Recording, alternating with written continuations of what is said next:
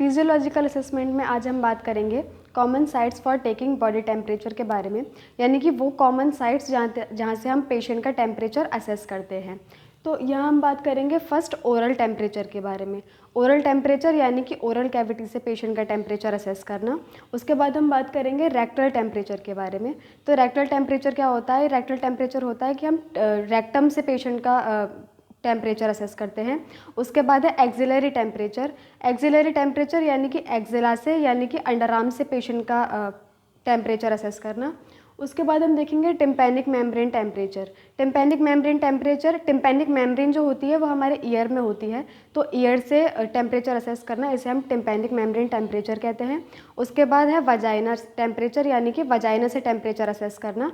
उसके बाद है ग्रोइन टेम्परेचर यानी कि ग्रोइन बॉडी पार्ट्स यानी कि इनर थाइज जो होती हैं उन्हें हम ग्रोइन बॉडी पार्ट बोलते हैं, तो वहाँ से टेम्परेचर असेस करना। उसके बाद हम बात करते हैं types of taking body temperature, यानी कि क्या टाइप्स होते हैं बॉडी टेम्परेचर लेने के। तो यहाँ पर फर्स्ट है हमारा कोर टेम्परेचर।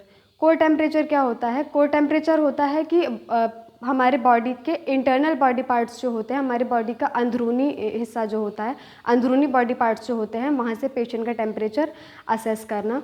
इसमें हो सकता है जैसे कि फर्स्ट वन हो सकता है इंट्राक्रेनियल कैविटी से बॉडी टेम्परेचर असेस करना, वो कोर टेम्परेचर में आएगा।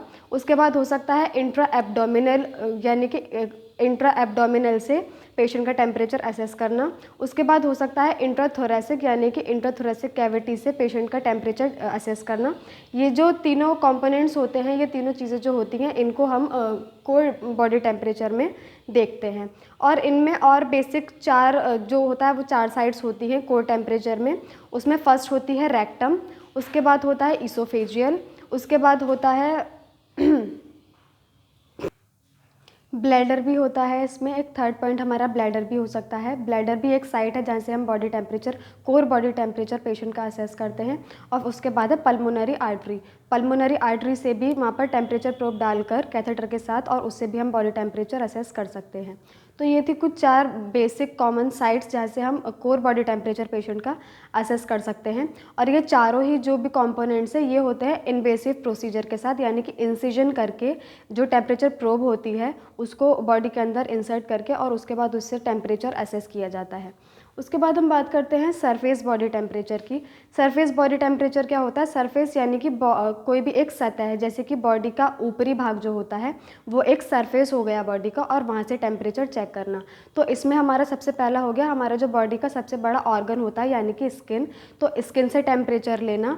और या फिर सबकुटेनियस टिश्यूज़ जो होते हैं या फिर सबकुटेनियस लेयर्स जो होती है वहाँ से बॉडी टेम्परेचर लेना। और उसके बाद इसमें लिम्स भी आती हैं, अपर लिम्स और लोअर लिम्स, ये दोनों ही हमारा सरफेस टेम्परेचर में आते हैं। यहाँ से हम बॉडी टेम्परेचर चेक करते हैं, सरफेस बॉडी टेम्परेचर चेक करते हैं। उसके बाद हम बात करते हैं फैक्टर्स अफेक्टिंग बॉडी टेम्परेचर, यानी कि वो क्या क्या फैक्टर्स होते हैं जो बॉडी टेम्परेचर को अफेक्ट करते हैं, उसके बारे में हम देखते हैं। फर्स्ट है हमारा यहाँ पर एज। तो एज जो है वो कैसे फैक्टर अफेक्टिंग कहलाएगा बॉडी टेम्परेचर को अफेक्ट करने के लिए? एज में ये होता है कि जैसे कि इन्फेंट्स होते हैं, जो छोटे बच्चे होते हैं, और जो एज्ड लोग होते हैं यानी कि जो बुज़ुर्ग होते हैं, ये दोनों ही एक ऐसे एज ग्रुप होते हैं जिनमें उनके एज के वजह से उनका जो इम्यूनिटी होती है वो इतने अच्छे से बूस्ट नहीं होती है, वो थोड़ी सी वीक हो जाती है बच्चों में भी और जो एज्ड लोग होते हैं उनके अंदर भी। तो इम्यूनिटी वीक होने के वजह से वो बहुत जल्दी जो होता है वो इन्फेक्शन के उसमें संक्रमण में आ जाते हैं, तो उनको बहुत जल्दी फीवर वगैरह या फिर कोई भी ऐसा इन्फेक्शन वगैरह होने के चांसेस ज़्यादा रहते हैं। उसके बाद हम बात करते हैं हार्मोन्स के बारे में। तो हार्मोन्स में हम देखते हैं ये वुमेंस में मोस्टली देखा जाता है।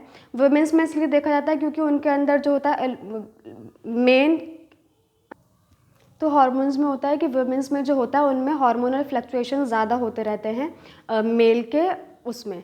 तो उसमें क्या होता है उनको प्रॉब्लम्स वगैरह हो सकती है, क्योंकि फीमेल के अंदर जो होता है वो प्रोजेस्टेरॉन जो होता है जब इंक्रीज़ होता है तो वो टेम्परेचर को रेस करने में क्या करता है, एक प्रॉब्लम क्रिएट कर देता है, तो उसके वजह से फीमेल्स में जो होता है वो टेम्परेचर बढ़ सकता है। उसके बाद हम देखते हैं सर्कैडियन रिदम्स। सर्कैडियन रिदम्स में जो होता है, इसमें होता है कि बॉडी टेम्परेचर जो होता है इंसान का या फिर किसी पेशेंट का, वो पूरे दिन में ही चेंज होता रहता है। कभी हाई भी हो सकता है, कभी लो भी हो सकता है। तो इसमें एक नॉर्मल रेंज जो होती है वो अर्ली मॉर्निंग से लेकर आफ्टरनून तक जो होता है, वो पेशेंट का जो टेम्परेचर होता है वो 1.0 डिग्री सेल्सियस तक रह सकता है अर्ली मॉर्निंग से लेकर आफ्टरनून तक। उसके बाद जब एक हाईएस्ट पॉइंट आता है किसी भी इंसान के अंदर टेम्परेचर को हाईएस्ट मतलब कि इंक्रीज़ होने का, तो वो होता है रात में 8 बजे से लेकर 12 बजे के बीच में। ये जो एक समय होता है, इतने टाइम के अंदर जो है पेशेंट का टेम्परेचर जो होता है वो हाईएस्ट पॉइंट पर हो सकता है। उसके बाद जब एक लोएस्ट पॉइंट वाला जो एक सिस्टम आता है पेशेंट के बॉडी के अंदर, तो वो होता है रात में जब लोग सो रहे होते हैं, तो उनका सुबह के 4 बजे से लेकर 6 बजे तक का जो एक टाइम पीरियड होता है, उतने टाइम पीरियड के बीच में ही जो होता है वो किसी भी इंसान का जो टेम्परेचर होता है वो लोएस्ट पर होता है। ये था हमारा सर्कैडियन रिदम्स। अब हम बात करते हैं स्ट्रेस के बारे में। तो स्ट्रेस के वजह से भी क्या होता है, पेशेंट के अंदर बहुत सारे हार्मोनल इम्बैलेंस भी होते हैं, बहुत सारी चीज़ें चेंजेस भी होती हैं, उनके मूड स्विंग्स भी बहुत ज़्यादा होते हैं। तो उन सारी चीज़ों के वजह से भी क्या होता है, उनका जो मेटाबॉलिज्म होता है वो कभी कभी इंक्रीज़ भी हो सकता है, कभी डिक्रीज़ भी हो सकता है। तो इसके वजह से क्या होता है, उनका जो बॉडी टेम्परेचर होता है उसमें भी फ्लक्चुएशंस आते रहते हैं, या फिर उसमें कभी इंक्रीज़ या फिर कभी डिक्रीज़ हो सकता है। तो ये एक कारण है स्ट्रेस का भी। अब हम बात करते हैं एक्सरसाइज के बारे में। तो एक्सरसाइज से ये होता है कि चाहे वो मेल हो या फिर फीमेल हो, दोनों के अंदर ही एक्सरसाइज करके उनके अंदर टेम्परेचर जो होता है वो इंक्रीज़ होता है। जैसे कि आपने देखा होगा कि जिम जाने वाले लोग जो होते हैं या फिर नॉर्मली भी एक्सरसाइज करने वाले लोग जो होते हैं, जब वो वर्कआउट वगैरह करते हैं या फिर कोई भी एक्सरसाइज वगैरह करते हैं, कोई भी हाइपर एक्टिविटी जब वो करते हैं, तो उनके अंदर जो है वो ब्लड सर्कुलेशन बहुत ज़्यादा ही तेज़ी से होता है। तो वो कभी कभी नहीं, नॉर्मली उनका जो बॉडी का टेम्परेचर जो होता है उसको बढ़ा देता है, उसको रेज़ करता है। उनकी पूरी बॉडी जो होती है वो गर्म हो जाती है और उनको खुद से भी वो गर्मपन जो होता है, वो एक हीट सी जो होती है वो बॉडी में फील होती है। तो ये भी एक फैक्टर हो सकता है एक्सरसाइज पेशेंट का टेम्परेचर इंक्रीज़ करने के लिए। उसके बाद हम बात करते हैं एनवायरनमेंट की। तो एनवायरनमेंट से ये होता है कि जब भी हम किसी पेशेंट को चेक करें, जैसे कि अगर हम वार्म एनवायरनमेंट में चेक कर रहे हैं, जो भी रूम है वो बहुत ही वार्म है या फिर थोड़ा सा गर्म है, तो वहाँ पर जो है पेशेंट थोड़े से आपको गर्म फील होंगे। तो उसके वजह से उनका जो टेम्परेचर है आपको एक परफेक्ट या फिर एक सही रीडिंग जो है वो उनके टेम्परेचर की नहीं देगा। और यही सेम होगा अगर आप किसी भी पेशेंट को एक ठंडे रूम में या फिर एक कोल्ड रूम में आप उनको चेक करेंगे, तो उनकी बॉडी ठंडी होगी, तो उनका फीवर जो है आपको टेम्परेचर वो उसकी एक परफेक्ट रीडिंग नहीं देगा। तो इसमें भी एनवायरनमेंट जो हो सकता है वो एक फैक्टर हो सकता है टेम्परेचर को अफेक्ट करने के लिए। तो आज की क्लास में हमने पढ़ा था फिजियोलॉजिकल असेसमेंट में बॉडी टेम्परेचर के बारे में। उसमें हमने देखा था कॉमन साइट्स, क्या क्या कॉमन साइट्स होती हैं बॉडी टेम्परेचर लेने के लिए, और क्या क्या टाइप्स हो सकते हैं बॉडी टेम्परेचर के, और क्या क्या फैक्टर्स होते हैं टेम्परेचर को अफेक्ट करने के लिए। तो आई होप इस क्लास में मैंने जो भी पढ़ाया वो आपको समझ में आया होगा, और अगर इसके रिगार्डिंग आपको कोई भी जानकारी चाहिए तो आप पूछ सकते हैं। Thank you.